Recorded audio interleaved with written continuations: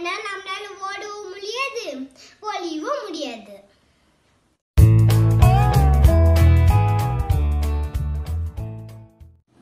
Hello everyone, welcome back to my channel.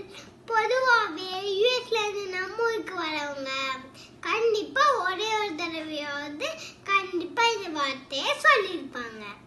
அதுதான் traffic rules. என்னப்பா இங்க இப்படி வண்டி ஓட்டுறாங்க, யூஎஸ்ல எல்லாம் டிராஃபிக் ரூல்ஸ் மீறி வண்டி ஓட்ட மாட்டாங்க தெரியுமா? அப்படி சொல்லும் போதெல்லாம் யூஎஸ்ல இருந்து வந்து நல்லா தான் பண்றாங்க அப்படின்னு நமக்கு தோணும். இன்னைக்கு வீடியோல எனக்கு தெரிஞ்ச கொஞ்சம் டிராஃபிக் ரூல்ஸை பத்தி தான் நான் உங்ககிட்ட சொல்ல போறேன். இப்போ வீடியோக்குள்ள போலாமா? இங்க எல்லார் வீட்லயும் கண்டிப்பா ஒரே ஒரு காராவது வச்சிருப்பாங்க. இங்க பைக்ஸ் வந்து கம்மியா தான் யூஸ் பண்ணுவாங்க.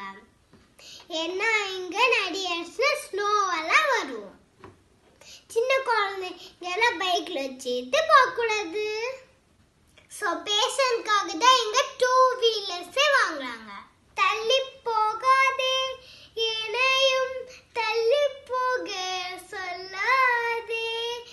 அந்த படத்துல சிம்பு அங்கிள் பைக்ல போறதுல ரொம்ப தூரம், அந்த மாதிரி எங்க லாங் டிரைவுக்கு தான் பைக்கே யூஸ் பண்ணுவாங்க.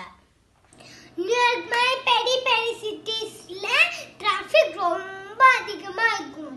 அதனால அங்க வேலை செய்யறவங்க எல்லாம் பப்ளிக் டிரான்ஸ்போர்ட் யூஸ் பண்ணுவாங்க. எக்ஸாம்பிளுக்கு சிட்டி பஸ்ஸஸ், சப்வே ட்ரெயின் தான் யூஸ் பண்ணுவாங்க. மற்றபடி எல்லா ஊர்லயும் ஊபர் மாதிரி கால் டாக்ஸி இருக்கும். லைசன்ஸ் வாங்கணும்னா நமக்கு 16 வயசு இருக்கணும். அதுக்கு அப்ளை பண்ணணும்னா பக்கத்துல இருக்க பிஎம்வி ஆபீஸ்க்கு போகணும். அங்க போன உடனே ஒரு விஷன் டெஸ்ட் எடுப்பாங்க. அதாவது நம்ம கண்ணு ஒழுங்கா தெரியுதான்னு டெஸ்ட் பண்ணி பார்ப்பாங்க. அது பாஸ் பண்ணிட்ட அப்புறம் அங்கேயே ஒரு ஆன்லைன் எக்ஸாமும் எழுதணும்.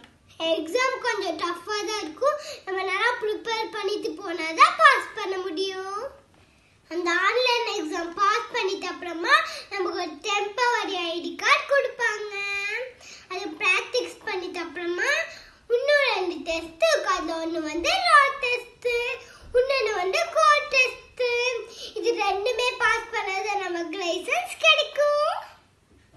இப்போ டிராஃபிக் ரூல்ஸ் பத்தி தான் கொஞ்சம் சொல்ல போறேன். என்ன மாதிரி குட்டீஸ் எல்லாம் கார்ல முன்னாடி உட்காந்து வரக்கூடாது. பிறந்த குழந்தையா இருந்தாலும் அதுக்குன்னு பேபி சீட்டுன்னு ஒன்று இருக்கு. அது பின்னாடி ஃபிக்ஸ் பண்ணிட்டு தான் குழந்தைய படுக்க வைக்கணும். என் தம்பி மாதிரி குழந்தைங்களுக்கு எல்லாம் கார் சீட்டுன்னு ஒன்று இருக்கு. அதுல தான் அவங்க எல்லாம் உட்காருவாங்க. என்ன மாதிரி குழந்தைங்களுக்கு பூஸ்டர் சீட்டுன்னு ஒன்று இருக்கு.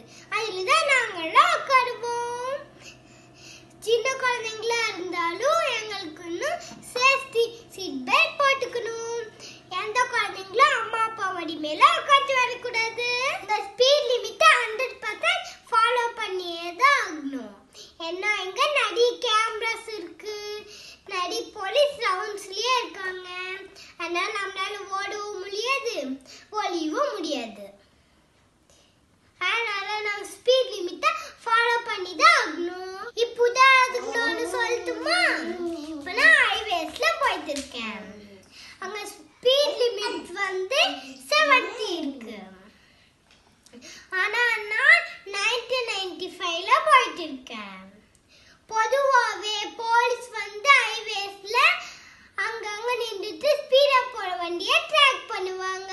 நான் ஸ்பீடா போறத அவங்க பார்த்தாங்கன்னா என் பின்னாடியே வருவாங்க.